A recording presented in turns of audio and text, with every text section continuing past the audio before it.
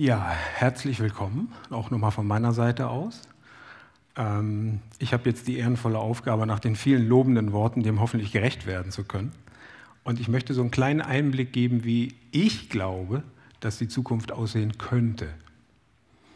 Natürlich ist das erstmal eine Aussage wahrscheinlich mehr über mich als über die Zukunft. Und Sie müssen dann überprüfen, ob das, was ich Ihnen versucht habe zu vermitteln, irgendwo anschlussfähig ist bei Ihnen oder ob Sie sagen, totaler Unsinn.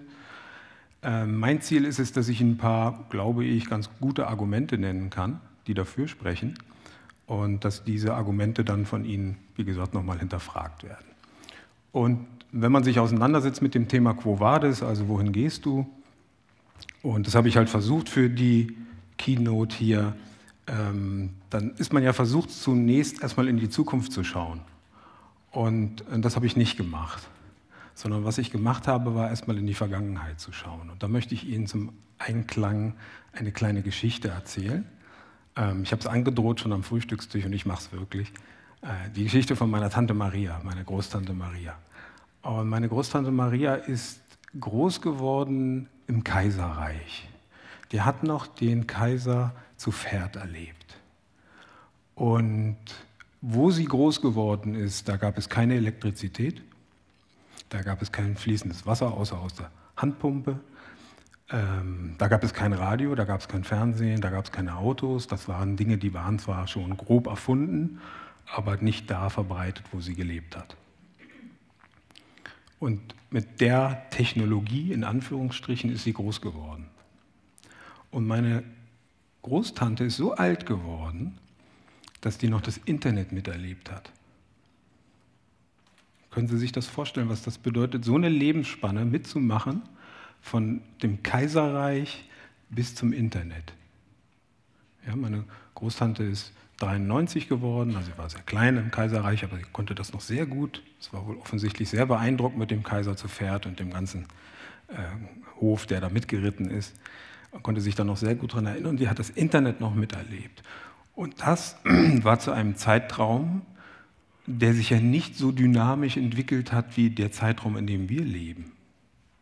Und jetzt frage ich Sie erstmal, überlegen Sie mal, mit welcher Technologie sind Sie groß geworden? Und jetzt stellen Sie sich bitte mal vor, Sie werden 93. Das heißt, was für eine Technologie können Sie möglicherweise noch erleben? Das wird Ihnen vorkommen wie reine Magie. Über einen Zeitraum von 90 Jahren, der wahrscheinlich eine deutlich höhere Veränderungsgeschwindigkeit hat, als das, was meine Großtante erlebt hat. Und das möchte ich einfach noch mal so ein bisschen zur Einstimmung erwähnen, weil, glaube ich, vielen das gar nicht bewusst ist, was in der Lebensspanne sich wirklich alles verändert. Wir haben ja gerade noch mal gehört, was sich allein in den letzten 10 Jahren beim Thema iPhone verändert hat. Und das finde ich immer ganz wichtig zu betrachten, dass man wirklich sagen kann, über einen längeren Zeitraum verändert sich vielleicht doch mehr, als einem bewusst ist. Und jetzt möchte ich eine Prognose wagen. Und bei Prognosen, das wissen Sie halt auch, gibt es halt immer ein bestimmtes Risiko. Das sind immer eine schwierige Sache, vor allen Dingen, wenn sie die Zukunft betreffen. Prognosen, da kann man sehr viel falsch machen, da ist schon sehr viel falsch gemacht worden. Und deswegen, wie gesagt, möchte ich Ihnen ein paar Fakten nennen, die ich natürlich interpretiere, aber Sie können diese Fakten natürlich für sich auch gegebenenfalls nochmal anders interpretieren. Ich möchte zunächst mit einer ziemlich sicheren Aussage beginnen, und zwar, dass lineare Prognosen, das wissen Sie, wenn Sie sich mit Prognostik oder mit Zukunftsforschung beschäftigt haben, meistens falsch sind. Und dazu habe ich Ihnen ein Beispiel mitgebracht aus meiner Kindheit, wieder ein kleiner Blick zurück. Ich sammle alte Bücher. Und so Jahrgangsbücher, die schon angefangen wurden herauszugeben. 1882 ist der erste Band erschienen. Sehr interessant zu lesen, wie sich die Menschen früher die Zukunft vorgestellt haben. Da gab es in jedem Jahr einen Band, der sich damit beschäftigt hat, wie die Zukunft aussehen würde. Und dann geht man so durch 100 Jahre. Das ist wirklich sehr interessant. Und dann habe ich ein Kapitel gefunden aus den 50er Jahren. Habe ich nicht erfunden, kann ich beweisen. Das heißt Bauen mit Atomkraft. Als Jugendlicher gelesen. Da dachte ich mir, was ist das? Dann bin ich natürlich neugierig geworden. Und dann habe ich tatsächlich gelesen, dass man sich vorgestellt hat, bis in die 60er Jahre hinein, habe ich gleich noch einen Beleg für, mithilfe von Atombomben ganze Hafenbecken auf einen Schlag auszuheben. Also wozu umständlich lange baggern? Man schmeißt da einfach eine Atombombe rein, fertig ist das Hafenbecken. Und das hat man noch weiter gesteigert, Kanalbau mit Atombomben. Wie gesagt, das ist, halten Sie sich fest, aus dem Spiegel vom Jahr 1965. Der Spiegel ist jetzt nicht gerade bekannt dafür, dass er die Atomlobby unterstützt. Nur um das nochmal zu verdeutlichen, man hat sich vorgestellt, man könnte tatsächlich, wenn man mit 300 Atombombenexplosionen einen Panama-Kanal sprengt, viel Geld sparen. Statt 20 Milliarden Mark würde das nur 2 Milliarden Mark kosten. So jedenfalls die Kalkulation damals. Ja, und das sehen wir halt, wie das so ist mit linearen Prognosen. Aus Gründen, die ich gar nicht verstehe, hat man dann tatsächlich von diesem Plan Abstand genommen. Aber auch das ist vielleicht ein Faktum, was Sie ganz gut interpretieren können. Jetzt möchte ich mit ein paar Beobachtungen starten, die sehr allgemein sind, und dann möchte ich das immer weiter zuspitzen, in der Hoffnung, dass daraus etwas entsteht, was uns die Frage beantworten kann: Quo vadis Business Coaching? Die erste Beobachtung, die ich gemacht habe, ist sehr simpel. Es gibt eine Informationsexplosion. Momentan sind wir in einer Phase, wo sich das Wissen der Welt alle 2 Jahre verdoppelt. 1950 hat das noch 50 Jahre gedauert, bis sich das Wissen der Welt verdoppelt. 1980 waren es 7 Jahre, 2010 4 Jahre. Und die Prognose für 2020 ist, in 73 Tagen verdoppelt sich das Wissen der Welt. Und das geht natürlich in dieser Geschwindigkeit weiter. Und da können Sie sich vorstellen, das führt zwangsläufig, ich glaube, da stimmen Sie mit mir überein, zu einer Informationsüberflutung. Kein Mensch ist in der Lage, mit dieser Informationsexplosion wirklich gut klarzukommen. Das führt in der Konsequenz zu einer vollkommen unüberschaubaren Komplexität. Und das hat wiederum Konsequenzen. Denn diese Komplexitätssteigerung hat natürlich eine Reaktion. Und die Reaktion ist eine Sehnsucht nach einfachen Lösungen. Je komplexer das um einen herum wird, desto mehr sehnt man sich nach einfachen Lösungen. Und das können wir auf unterschiedlichen Ebenen sehen. Das sehen wir technisch. Da haben wir ja die Cloud. Da sind dann unsere ganzen Daten drin. Das ist einfach, da muss man sich nicht um Backup kümmern. Das funktioniert ganz gut. Früher wären die Leute auf die Straße gegangen und hätten demonstriert, dass einem die Daten geklaut werden. Ich kann mich dann noch an die 80er Jahre erinnern mit der Volksbefragung. Das war ein großes Drama. Heute werden diese Daten alle frei Haus weitergegeben, weil es einfach ist, weil es bequem ist, weil es dem Menschen in der Sehnsucht nach einfachen Lösungen entgegenkommt. Da muss ich nicht Gedanken machen über irgendwelche externen Laufwerke und komplizierte technische Maßnahmen. Man drückt einfach auf den Knopf, den Apple angeboten hat, und zupp, ist alles in der Cloud. Und das gibt es natürlich auch bei den ganzen Apps, die munter ihre Daten abgreifen. Und das gibt es natürlich auch bei Siri und Alexa und andere persönliche Assistenten, die uns den ganzen Tag über belauschen. Und ich will mich da nicht ausnehmen, ich mache das selbst auch. Also ich will mich da in keiner Weise erheben. Das ist halt einfach. Und das ist ein bisschen das Kennzeichen unserer Zeit, diese Sehnsucht nach Einfachheit.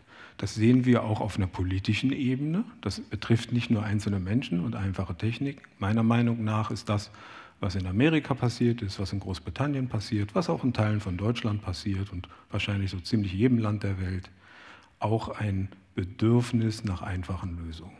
Und es gibt halt Menschen, die in der Lage sind, als Politiker dieses Bedürfnis scheinbar, meiner Meinung nach, zu befriedigen. Und natürlich hat das auch Auswirkungen auf den persönlichen Bereich. Das Sicherheitsbedürfnis der Menschen nimmt weiter zu und auch die Neigung, sich in seine eigene Welt zu flüchten, dieser Eskapismus. Es ist so, dass nach einer Studie von Ernst & Young jetzt aktuell 40% der Studienabgänger in den Staatsdienst gehen wollen.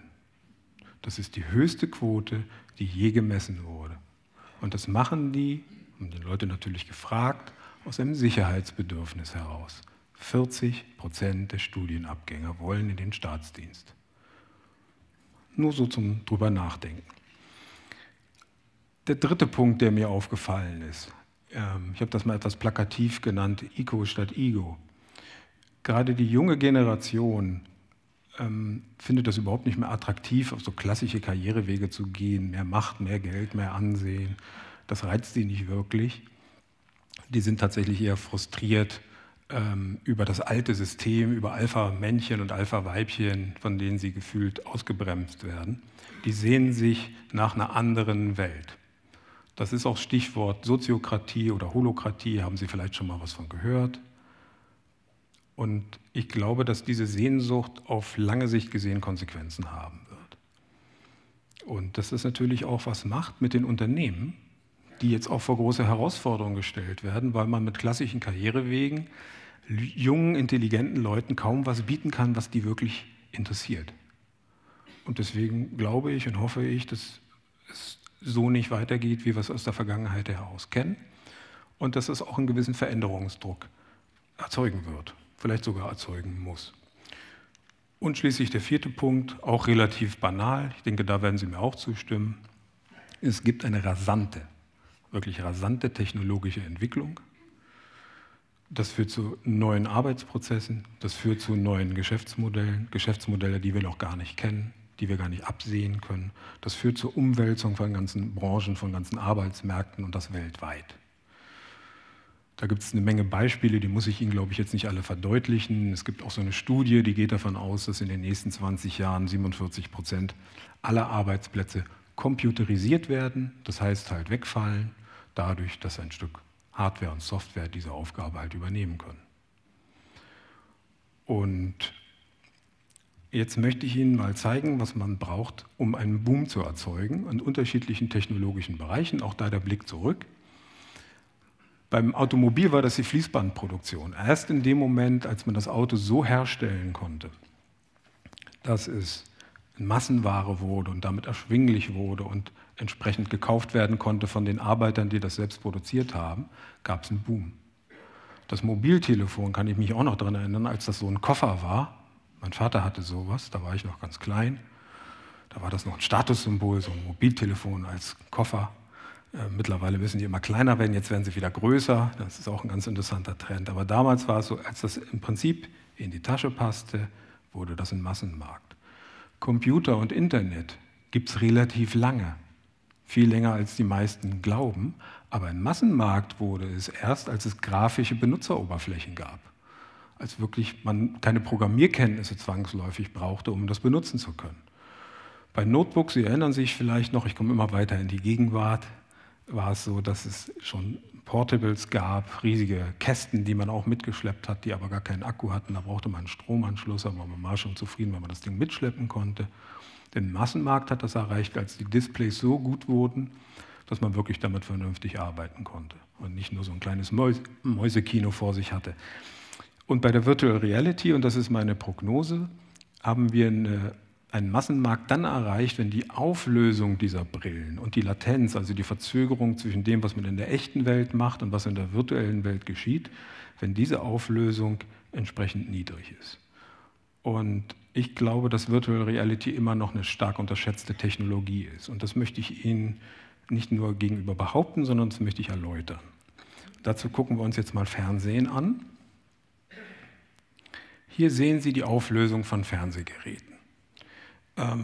Das ist hier unten SD, die klassische Standardauflösung. Falls Sie noch ein Röhrengerät besitzen sollten, das ist in etwa die Auflösung, die Sie halt haben. Viele sind wahrscheinlich schon umgestiegen auf Full HD. Standardauflösung hat etwa 414.000 Pixel. Full HD hat 2 Millionen Pixel, also 5-mal so viel in etwa. Und wir sehen jetzt schon, die Geräte, die aktuell verkauft werden, sind in der Regel UHD-Geräte, also 4K. Das sind 8 Millionen Pixel, also eine weitere Vervierfachung.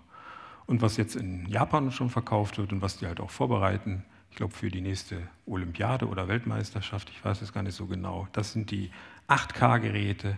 Hier reden wir über 33 Millionen Pixel. Und die nächste Generation, können Sie sich vorstellen, wird dann über 130 Millionen Pixel haben. Das ist eine rasante technologische Entwicklung, das sind existierende Geräte, die Sie kaufen können, jetzt noch für eine Menge Geld, beziehungsweise alleine der 4K-Bereich ist jetzt schon unter 1.000 Euro. Hier sind wir natürlich bei 8K in deutlich größeren Dimensionen, aber das ist technisch produzierbar. Es gibt keine technischen Gründe, die dagegen sprechen, diese Sachen zu entwickeln. Ich rede hier nicht von irgendeiner Science-Fiction, wo erst Dinge noch erfunden werden müssen, damit eine bestimmte Gegebenheit eintreten kann, sondern die Technik ist da. Die muss nur in den Massenmarkt kommen und die muss so billig produziert werden können, dass sie wirklich dann eben im großen Rahmen halt ausgerollt werden kann. Aber technisch gesehen gibt es da keine Hindernisse. Virtual Reality bedeutet aber nicht nur Dinge sehen, wie Sie vielleicht noch glauben. Sie können es auch hier ausprobieren auf dem Kongress. Wir haben ein paar Aussteller hier. Die dringende Empfehlung, wenn Sie es noch nicht ausprobiert haben, probieren Sie es aus. Sie können aber Virtual Reality, wie gesagt, nicht nur sehen, Sie können sie auch fühlen. Und zwar so. Es gibt Datenhandschuhe. Und hier alleine mal ein Abbild, so hat sowas 2015 ausgesehen, so sieht sowas jetzt aus. Auch da gibt es eine rasante technologische Entwicklung. Sie können diese Handschuhe anfassen und das gibt Ihnen so ein Forced Feedback-Gefühl, dass Sie wirklich Sachen in der virtuellen Realität berühren können. Und natürlich sind auch das noch Anfangstechnologien, das wird halt immer weiter ausgebaut werden. Sie können sich auch in der virtuellen Realität bewegen. Man kann das in Räumen machen, man kann das aber auch in sogenannten Laufstellen machen. Das sieht dann so aus. So ähnlich wie ein Laufstall beim Kind. Ja, Sie sind dann da drin und können sich dann mit Spezialschuhen durch diese virtuelle Welt bewegen. Dadurch haben wir sehr viele Möglichkeiten der Interaktion, der Bewegung. Und wenn Sie das jetzt aufs Coaching beziehen, dann sagen Sie, naja gut, ich kann mich da jetzt irgendwie bewegen mit einem Avatar oder sowas. Aber was ja fürs Coaching wichtig ist in der Kommunikation, das ist ja Mimik, das ist ja Gestik, ich muss ja den anderen sehen können. Ich kann ja nicht nur den anderen hören oder Text lesen, das reicht doch nicht oder höchstens mal übergangsweise. Deswegen hat man ja auch Videokonferenzsysteme, dass man den anderen sehen kann. Dafür gibt es eine Lösung und die sieht so aus.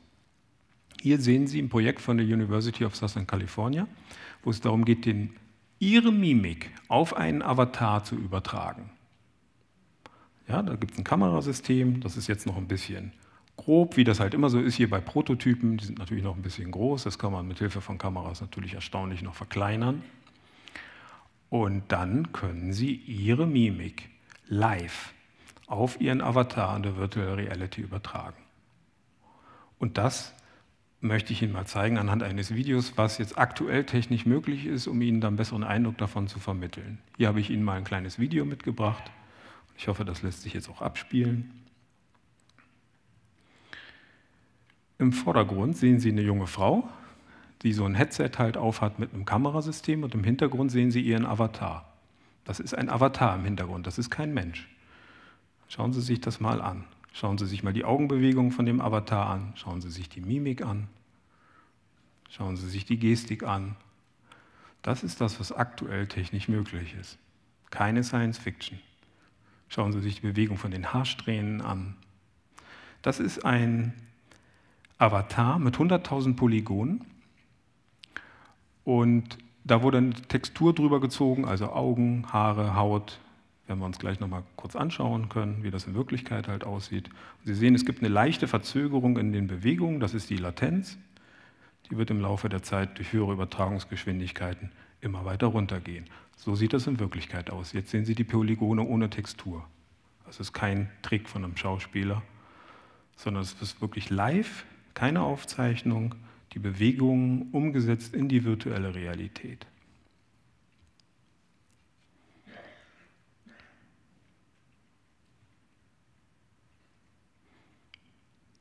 Und jetzt können Sie sich vorstellen, was in 5 Jahren möglich ist, wenn das jetzt möglich ist. Mit der rasanten technologischen Entwicklung, die wir jetzt schon haben. Ich würde es nochmal behaupten, wenn Sie diesen Avatar sehen, den Sie kaum noch von einem Menschen unterscheiden können, wo Sie die Augenbewegungen haben, wo Sie Pupillenreaktionen abbilden können, wo Sie die Mimik haben, wo Sie die Gestik haben. Was fehlt dann eigentlich noch? Ja, komme ich gleich zu. Wenn ich das jetzt alles zusammenfasse, was ich versucht habe, so aufzubauen, dann bedeutet das Peng. Die Matrix kommt. Darauf läuft das hinaus. Mark Zuckerberg, der die Oculus Rift gekauft hat und weiterentwickelt hat, hat 2 Milliarden Kunden weltweit. Und die möchte er alle in die Matrix bringen. Das ist sein Ziel. Nennen es natürlich nicht so. Sie nennen es Social VR. Aber es läuft darauf hinaus, dass Sie in Gruppen, auch in großen Gruppen, über Avatarsysteme miteinander interagieren können. Und das ist nicht mehr sehr weit von der Matrix entfernt. Was für Vorteile bietet das? Virtuelle Realität. Wie herrlich. In 5 bis 10 Jahren haben Sie eine Auflösung in diesen Brillen, das ist meine Prognose, die Sie von der echten Welt nicht mehr unterscheiden können. Die Technologie existiert, das habe ich Ihnen gerade gezeigt. Das muss nur noch miniaturisiert werden und das muss in den Massenmarkt gelangen. Das ist aber eher ein betriebswirtschaftliches als ein technisches Problem. Und wenn das passiert, wenn die virtuelle Realität auch optisch nicht mehr von der echten Realität unterscheidbar ist, dann haben wir einen Dammbruch. Das ist der Boom. Wenn das passiert, verändert sich sehr schnell, das ist meine Prognose, sehr viel. Momentan ist die Unterhaltungsindustrie der First Mover in dem Bereich, aber die Business auch jetzt schon wird natürlich folgen und das wird dann sehr schnell gehen, dass man Bürosimulationen haben wird, dass man Workgroup-Funktionen hat, dass man Konferenzsysteme hat. In Anfängen gibt es das ja natürlich auch schon. Was macht die virtuelle Realität dabei so attraktiv und so besonders? Es gibt einen Aspekt, den man nicht unterscheiden sollte, diese Gamification-Geschichte. Ja? Und das geht einher, dass sämtliche Konzepte der Science-Fiction-Mythologie, die Sie alle schon kennen, sind in der virtuellen Realität umsetzbar. Beamen, Fliegen, Magie, Zeitreisen, Weltraumreisen, das kennen Sie alles. Das ist ein Teil unserer Kultur geworden durch die ganzen Filme. Wir sind mit diesen Konzepten vertraut. Im wirklichen Leben haben wir das nicht. Und viele Menschen bedauern das auch. Ja, die würden lieber mit Harry Potter zusammen halt spielen und zaubern können und spielen das auch in Krieg der Sterne und was die Kinder alles spielen. Manche Erwachsene ja auch. In der virtuellen Realität kein Problem. Da können sie alles sein und da können sie überall sein und da können sie jederzeit sein. Und auch wer im wirklichen Leben es nicht so viel gebracht hat, kann in der virtuellen Welt ein König sein. Überlegen Sie mal das Verführungspotenzial, was sowas beinhaltet. Rein wirtschaftlich betrachtet, es fällt der physikalische Transport weg. Es gibt in der virtuellen Welt keine physikalischen Beschränkungen. Um Gedanken von A nach B zu bringen, um sich mit Menschen zu treffen, müssen Sie nicht von Zürich nach Berlin fahren oder fliegen, sondern machen einmal Klick und sind da. Und das bedeutet natürlich in der Konsequenz einen extremen Geschwindigkeits- und Komplexitätszuwachs in der Kommunikation. Wahrscheinlich der größte Zuwachs in der Geschichte der Menschheit. Und das hat natürlich Konsequenzen auch im Business. Denken Sie radikal. Ich rede jetzt nicht von Produktionsbetrieben, ich rede von Brainwork, aber das macht eine Menge aus. Sie können Unternehmen, wenn Sie das radikal zu Ende denken, komplett virtualisieren. Wozu brauchen Sie noch ein Firmengebäude? Wozu karren Sie jeden Morgen 40 Millionen Menschen in ein Büro oder zu Ihrer Arbeitsstätte? Das macht keinen Sinn, wenn Sie die Welt virtualisieren können. Ich sage ja nicht, dass das mit einem Schlag passiert, aber das wird kommen. Da kann jeder ein Büro haben mit 1000 Quadratmetern im obersten Stockwerk mit der passenden Ausstattung. Ne? Sie wissen, worauf ich hinaus will. Kein Problem, kostet nicht mehr. Kostet alles das Gleiche. Tut niemandem weh, fühlt sich aber gut an. Sie können weltweit verteilt sitzen, ich übertreibe jetzt mal, Sie sitzen zu Hause in Ihrer Besenkammer mit Ihrem Anzug und mit Ihrer Brille auf und haben das Gefühl, dass Sie mit Menschen zusammenarbeiten. Also Sie haben diese sozialen Kontakte. Sie können sich mit Leuten unterhalten, Sie können in Nebenräume gehen, in virtuelle, können Gespräche führen, können sich austauschen, auf der dunklen Seite des Mondes, auf dem Jupiter, im Mittelalter, was immer Ihre Fantasie hergibt. Es gibt keine Grenzen. Die einzige Grenze, die es noch gibt, ist die Fantasie. Der Effizienzvorteil, glaube ich, ist relativ deutlich. Was bedeutet das jetzt in der Konsequenz? Das beeinflusst ja nicht nur unsere Art zu arbeiten, sondern das beeinflusst unsere Art zu leben. Ich glaube, darüber sind sich, glaube ich, viele noch nicht so in der Form bewusst. Denn das heißt, 24/7, und das kennen wir schon, wird ergänzt durch jederzeit, überall, sofort. Jeder Ort in dem virtuellen Universum ist nur eine Sekunde entfernt. Und das ist sehr kurz. Auch hier radikal zu Ende gedacht, Dienstreisen machen gar keinen Sinn mehr, vollkommen ineffizient. Das Homeoffice könnte Standard werden, nicht die Arbeit in dem physikalischen Office, das ist dann eher die Ausnahme. Und das bedeutet natürlich eine Umwälzung unserer Lebens- und Arbeitsprozesse Im Vergleich dazu ist das Internet, was in den letzten 20 Jahren alles umgekrempelt hat, harmlos. Das ist ein Kinderspiel im Vergleich dazu. Und das hat natürlich noch mehr Konsequenzen. Und das ist meine Prognose. Das hat einen stärkeren Einfluss auf unser gesellschaftliches Leben als Fernsehen, Internet und Spiele und Computerspiele zusammen. Und das ist ein ziemlich dickes Paket. Weil da können Sie nämlich alles haben in einem. Sie können nicht James Bond gucken, Sie können James Bond sein. Sie sind drin. Die Leute auch sagen nicht, ich habe ein Spiel gespielt, wenn sie das mit der Brille machen, sondern die sagen, ich war da. Ich war da drin. Das ist was ganz anderes. Dieses Immersion nennt sich das, dieses Gefühl des Dringewesenseins, des Eingesogenwordenseins. Das ist eine andere Form von Erleben, als wenn man vor einem Bildschirm sitzt. Und der Bildschirm reicht jetzt schon vielen Menschen, um 18 Stunden am Tag davor zu verbringen und World of Warcraft und andere Dinge zu spielen. Dann können Sie sich in etwa vorstellen, was mit der Technologie halt möglich ist. Meine Prognose gibt das her, dass ich sage, da gibt es eine Menge Menschen da draußen, die werden da gar nicht mehr raus wollen. Weil in der echten Welt langweilig, umständlich, langsam, ist man niemand. In der virtuellen Welt kann ich alles Mögliche sein. Können die Leute zu mir aufsehen, kann ich König sein, die Leute müssen machen, was ich will. Das hat ein enorm hohes Suchtpotenzial. Das sollte man nicht unterschätzen, was das mit psychischen Prozessen halt macht. Und das verändert eben nicht nur die Arbeitswelt, sondern auch die Lebenswelt und hat gleichzeitig eine enorme Effizienzsteigerung. Und da sage ich Ihnen ganz klar, es wird eine Menge Leute geben in Deutschland, die sagen, da mache ich nicht mit. Dann machen es halt die Chinesen. Und was das im Businessbereich bedeutet, brauche ich Ihnen nicht sagen. Das soll eine kleine Provokation gewesen sein.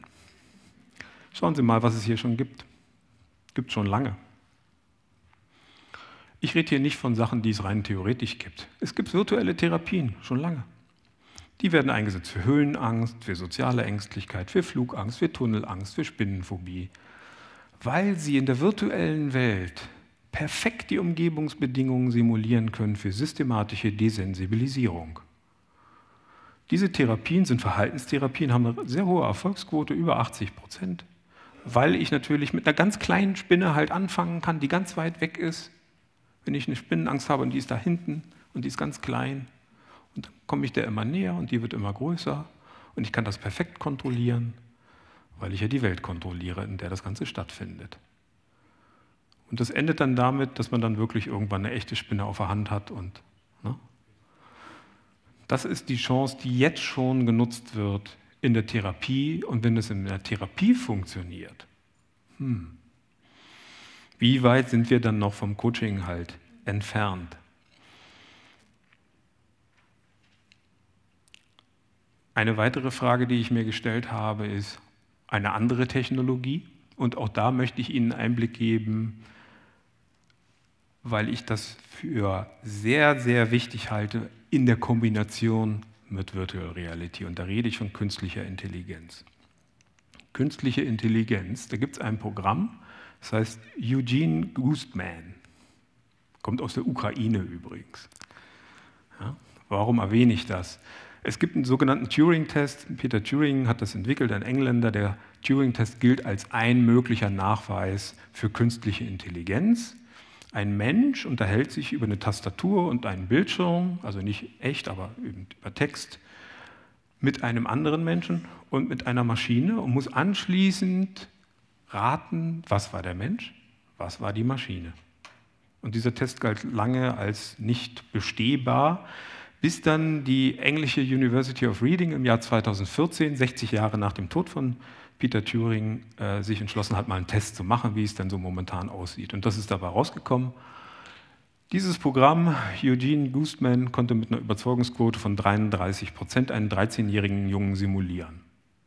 Und die Quote, die Grenzquote wurde vorab auf 30% festgelegt. Das heißt, der Test galt als bestanden. Jetzt kann man natürlich darüber diskutieren, ob 30% eine angemessene Quote ist, um sowas wie künstliche Intelligenz feststellen zu können. Aber das ist gar nicht das, worum es mir geht. Ich möchte Ihnen noch was anderes zeigen, was auch jetzt schon existiert. Es gibt jetzt schon Chat-Therapeuten. Ja, gucken Sie sich mal die Seite simkutsch.org an. Da haben die Amerikaner Folgendes gemacht. Für US-Soldaten, Afghanistan-Veteranen ist es relativ schwierig, können Sie sich vorstellen, Therapeuten zu finden, die in Afghanistan halt arbeiten. Da gibt es halt Chatsysteme für. Und dieses Chatsystem, da steckt aber kein Mensch dahinter, sondern das ist ein Computerprogramm. Das wird eingesetzt bei Depressionen und posttraumatischen Belastungsstörungen. Und diese Software kriegt bessere Empathiewerte als echte Therapeuten, weil sie auf Empathie programmiert ist. Und sie wird angenommen von den Soldaten, weil es denen leichter fällt, sich einer Software gegenüber zu öffnen, als einem Menschen. Das ist gar kein Nachteil. Das heißt, die verschweigen das nicht, dass dahinter gar kein Mensch steckt, sondern eine künstliche Intelligenz. Die machen damit noch Werbung. Und es funktioniert. Es hilft den Menschen in der Verhaltenstherapie bei Depressionen, die mit zu den subjektiv belastendsten Krankheiten gehört, überhaupt. Hier finden Sie auch entsprechende Hinweise von der Stanford University, die auch in dem Bereich halt forscht. Die Zeit hat halt auch mehrfach darüber berichtet, über den Bereich von Therapie und auch über den Bereich von Coaching. Das heißt, diese Sachen existieren schon im Bereich der Therapie. Und wenn Sie glauben, dass das Coaching unberührt lassen wird, dann sind Sie naiv. Es gibt noch etwas, das ist noch erschreckender. Und das möchte ich Ihnen jetzt zeigen aus dem Bereich der künstlichen Intelligenz. Es gibt ein Programm von einer Firma, die heißt DeepMind. DeepMind ist eine Tochtergesellschaft von der Firma Alphabet. Alphabet ist die Muttergesellschaft von einer unbekannten Firma namens Google. Haben Sie vielleicht schon mal was von gehört. DeepMind hat eine Software entwickelt, um nicht Menschen im Schachspiel zu schlagen, das können Computer schon relativ lange, sondern im asiatischen Brettspiel Go. Haben Sie vielleicht schon mal von gehört? Go ist etwas komplexer als Schach, deswegen hat man gedacht, das ist transkomputional, das heißt, man kann das gar nicht durch Brute-Force-Berechnungen knacken. Es gibt zu viele Varianten, man kann das nicht berechnen. Und deswegen hat man gedacht, da hat der Mensch noch Vorteile. Und dann ist das passiert. Im Oktober 2015 wurde der europäische Champion geschlagen, im März 2016 der internationale Champion von der Software. Und das ist noch nicht mal die erschreckende Nachricht. Die kommt jetzt. Die haben dann eine Weiterentwicklung programmiert, die heißt AlphaGo Zero. Und die hat nicht mehr gespielt gegen Menschen. Der hat man das nicht beigebracht zu lernen, indem sie gegen Menschen spielt, wie AlphaGo, der Vorgängerversion. Die hat gegen Menschen gespielt, daraus gelernt, ist immer besser geworden. Sondern dieses Programm hat nur noch die Spielregeln von Go bekommen und hat dann angefangen, gegen sich selbst zu spielen und hat dadurch in 3 Tagen Profispielstärke erreicht. Nur mit der Kenntnis der Regeln. Und dann hat man diese Software weitere 40 Tage gegen sich spielen lassen und hat die gegen AlphaGo, der Vorgängerversion, die alle Champions geschlagen hat, angesetzt. Und das ist dabei rausgekommen. 100:0 geschlagen.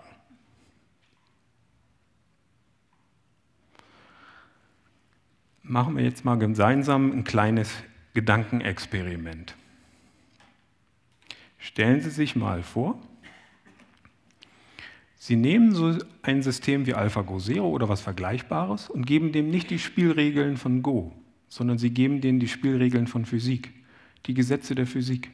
Fangen wir mit etwas Einfachem an, Mechanik. Einfache Mechanik. Ist einfacher als Go.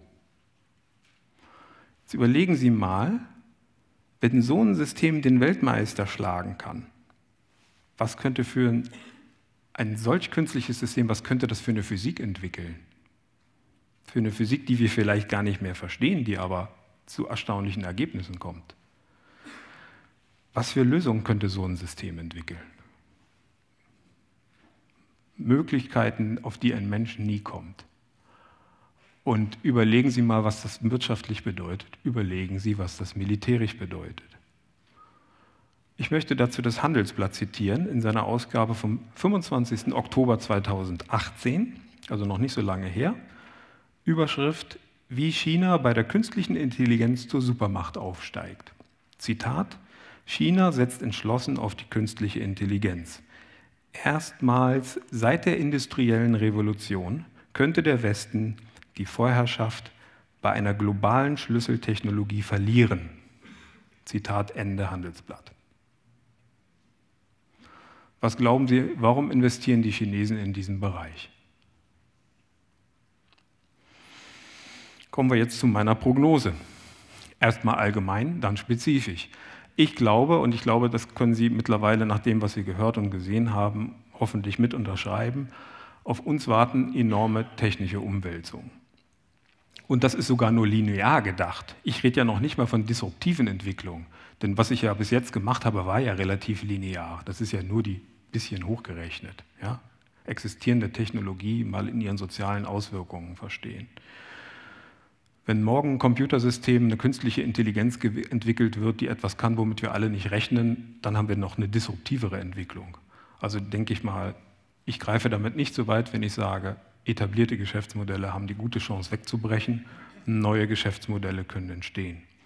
Wenn man über sowas redet wie das TCP/IP-Protokoll oder das HTTP-Protokoll, da hat doch niemand, als das entwickelt wurde, damit gerechnet, dass es mal sowas geben würde wie Facebook. Ich jedenfalls nicht.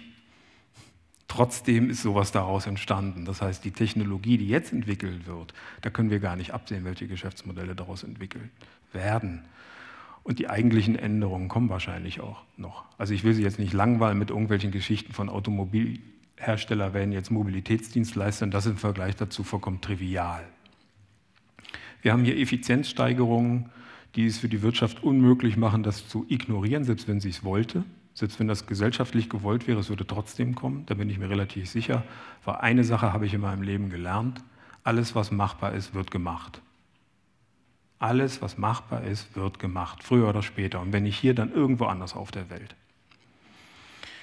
Und das führt zu gesellschaftlichen Veränderungen. Gesellschaftliche Veränderungen in der Form von Transformation des globalen Arbeitsmarktes, gesellschaftliche Veränderungen in Form von Spaltung von Gesellschaften. Da wird es mehr Gewinner geben. Und und noch mehr Verlierer. Das heißt, diese Schere zwischen Arm und Reich, zwischen Schlau und Dumm, die wird noch weiter aufgehen. Es wird Leute geben, die werden sich damit zufrieden geben, ihren Job zu verlieren und den Rest ihres Lebens in der virtuellen Realität zu verbringen, zumindest einen großen Teil davon.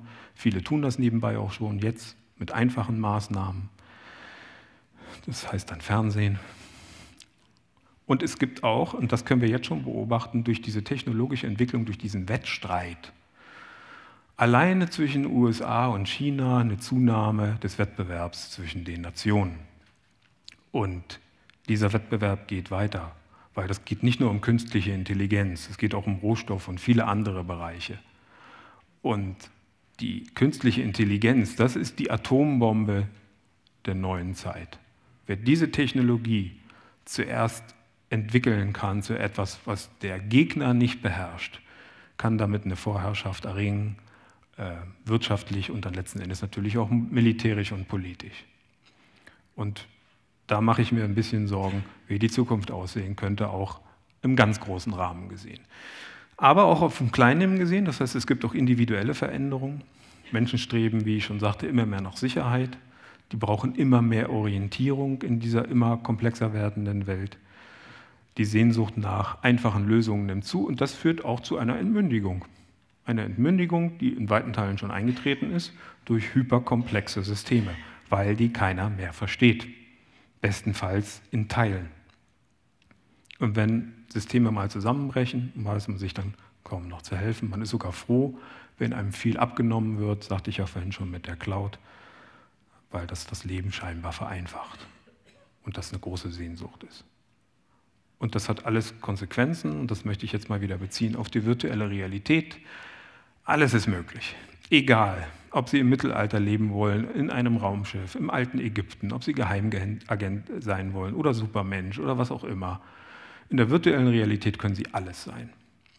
Und viele Menschen werden deswegen in dieser Form von Realität mehr Zeit verbringen als in der echten Welt. Und das hat Konsequenzen. Die können sich das relativ leicht vorstellen. Anstatt sich mit der echten Welt auseinanderzusetzen, was ja auch eine Formung darstellt des Geistes, ja, auch soziale Interaktion in spezifischer Art und Weise erfordert, können Sie einfach die Welt an sich anpassen. Machen viele Menschen jetzt auch schon, aber das radikalisiert das natürlich noch weiter. Und das führt natürlich auch zu einer Verschmelzung zwischen Fiktion und virtueller Realität. Wenn Sie in der virtuellen Welt Auto fahren und Sie fahren gegen einen Baum, jo, ist egal, stehen Sie wieder auf. Starten Sie das System neu, steigen in den nächsten Wagen ein, fahren weiter. Wenn Sie das in der echten Welt machen, funktioniert das meistens nicht ganz so reibungslos. Und wenn Sie nicht mehr unterscheiden können, ob Sie gerade in der echten Welt sind oder in der virtuellen, und diese Derealisierungsverluste, die werden kommen, die sind auch schon teilweise da, dann kriegen Sie ein Problem früher oder später. Das ist, glaube ich, sehr deutlich. Die Menschen flüchten in diese Scheinwelten, das tun sie jetzt schon. Das nennt sich auch manchmal Arbeitswelt, ist auch eine Flucht. Und meiner Meinung nach werden eben solche psychischen Störungen immer weiter zunehmen, weil einfach das Verführungspotenzial zu groß ist, als dass sich denen die Menschen in breiter Masse werden widersetzen können. Und das führt halt auch zu weiteren Konsequenzen. Glaube ich, ist jetzt nach dem Gesagten relativ deutlich geworden. Brainwork können Sie hochgradig automatisieren. Alles, was Sie standardisieren können, können Sie automatisieren und Sie können einiges standardisieren. Und ich rede hier nicht nur von Sachbearbeiterniveau, wie wir ja schon gesehen haben am Bereich der Therapie. Das bedeutet auch, virtuelle Arbeitsplätze und auch virtuelle Teamarbeitsplätze werden halt enorm zunehmen.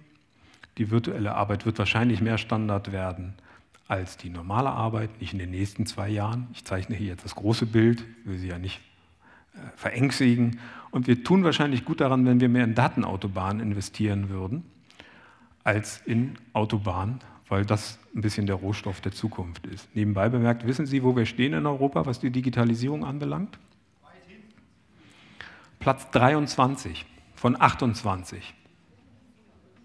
Selbst in Rumänien gibt es mehr Glasfaser in absoluten und in relativen Zahlen als in Deutschland. Das hat ja super geklappt. Also wir haben einiges vor uns aufzuholen. Ansonsten wird das eng. Und jetzt will ich zu dem kommen, weswegen Sie wahrscheinlich eigentlich hierher gekommen sind. Hat ein bisschen gedauert. Ich hoffe, Sie sehen mir das nach. Und mir ist es wichtig, nicht einfach irgendwelche Sachen zu behaupten, sondern sie auch wirklich halbwegs verständlich herleiten zu können. Was bedeutet das jetzt für uns als Coaches? Standard-Coaches können auch von der App durchgeführt werden. Und da steckt dann eine künstliche Intelligenz dahinter. Vielleicht manchmal noch ein Mensch. Aber ansonsten funktioniert das auch so. Und das wird dazu führen, dass Software einfach coacht. Genauso wie Sie WhatsApp benutzen. Das wird normal. Das wird trivial. Sich coachen zu lassen, wird trivial. Genauso trivial wie einen Messenger zu benutzen. Das ist ein bisschen bitter. Und jetzt kommt es noch schlimmer, das hat natürlich eine Konsequenz. Meine Prognose, das untere Drittel des momentan noch von Menschen angebotenen Coaching-Marktes bricht weg. Weil das kann Software viel billiger.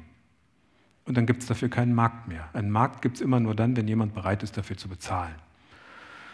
Und niemand zahlt 1.000 €, wenn er die gleiche Dienstleistung für 5 € bekommen kann. Und wenn die nur zu 80% vergleichbar ist, ist der Gap zwischen 5 und 1.000 € immer noch zu groß. Dann kaufen Sie sich eine App, das muss für die Mitarbeiter reichen, die coacht Sie halbwegs genauso gut wie ein Mensch, passt schon. Und das hat Konsequenzen, natürlich nicht nur für das untere Drittel des Marktes, das hat auch Konsequenzen für die Ausbildungsanbieter im Bereich Coaching. Wie Sie sich leicht vorstellen können, ist es gerade für junge Coaches sehr wichtig, um in den Markt reinzukommen, noch Coaches durchführen zu können auf einem einfachen Niveau.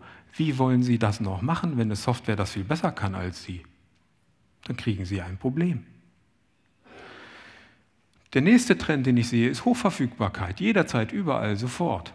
Und wir werden Coachingbörsen bekommen. Gibt es ja jetzt schon. Aber das wird auch international passieren, weil die Leute wollen das weltweit. Sie wollen es überall und sie wollen es zu einem halbwegs brauchbaren Standard. Sie wollen automatisiertes Matching, weil kein Mensch Lust hat, 6 Wochen auf einen Coach zu warten. Die haben jetzt ein Thema, die haben jetzt ein Anliegen und sie wollen jetzt eine Lösung. Sofort. Das ist das Denken der Zeit. Die suchen nicht 6 Wochen lang, machen Coach und machen dann noch Vorgespräche und wählen aus und zahlen dann noch 10.000 € für und warten dann nochmal ein Jahr, bis ihr Problem gelöst ist. Das ist 19. Jahrhundert. Und den Leuten ist das wurscht, ob das ein Chatbot macht, ob das eine künstliche Intelligenz macht, ob das ein Mensch macht. Das Einzige, was die Menschen interessiert, ist, kriege ich ein Ergebnis. Das kann man teilweise für schade finden, ich tue das teilweise. Ich bin vielleicht nicht so technokratisch, wie Sie glauben. Mich erschreckt das manchmal selber, zu welchen Ergebnissen ich im Nachdenken komme. Aber ich komme auch gleich zu guten Nachrichten. Also insofern verzagen Sie nicht. Ich glaube halt daran, dass es Coaching durch Avatare geben wird, ja. Und ich glaube, dass man dann manchmal nicht mehr wissen wird, ob hinter diesem Avatar ein Mensch steckt, der das Ding steuert, oder eine künstliche Intelligenz oder vielleicht eine Kombination von beidem.